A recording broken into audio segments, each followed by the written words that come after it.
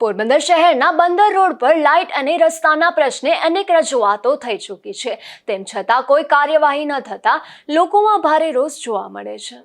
પોરબંદર શહેરના બોખીરા વિસ્તારથી બંદર, સુભાષનગર અને જાવર તરફ જતો રોડ સિંગલ પટ્ટી રોડ છે, તેમજ આ રસ્તા પર લાઇટિંગની કોઈ પ્રકારની સુવિધા ઉપલબ્ધ કરવામાં આવી નથી।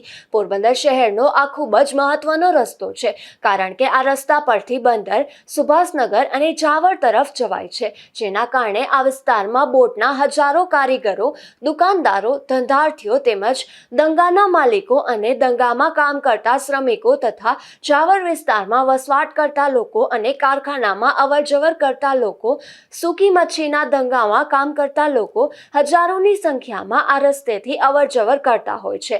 એટલું જ નહીં, પરંતુ બંદરે પણ મોટી સંખ્યામાં વાહનોની અને લોકોની અવરજવર રહેતી હોય છે, તો નેવી અને કોસ્ટગાર્ડ જેવા ડિફેન્સ વિભાગની જેટી પણ બંદર પર આવેલી હોવાથી ડિફેન્સના કર્મચારીઓ અને વાહનો પણ મોટી સંખ્યામાં આ રસ્તા પરથી અવરજવર કરતા હોય છે, પરંતુ આ રોડ પર યોગ્ય સુવિધા ન હોવાને કારણે સેંકડોની સંખ્યામાં અકસ્માતો સર્જાઈ રહ્યા છે।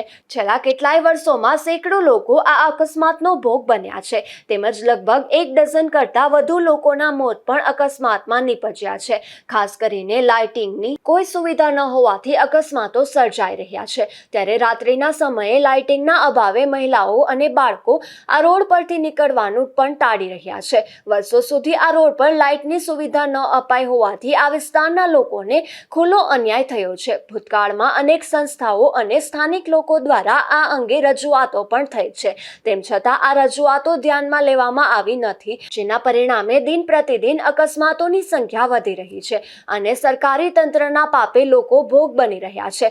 શહેરના મહત્વના આ સિંગલ પટ્ટીના રોડને ડબલ પટ્ટી રોડ બનાવવામાં આવે તેમજ સમગ્ર રોડ પર લાઇટિંગની સુવિધા ઉપલબ્ધ કરવામાં આવે તે જરૂરી છે, તેવું સ્થાનિકો જણાવી રહ્યા છે। નિપુલ પોપટ સાથે અશોક થાનકી, ગુજરાત ન્યૂઝ, પોરબંદર।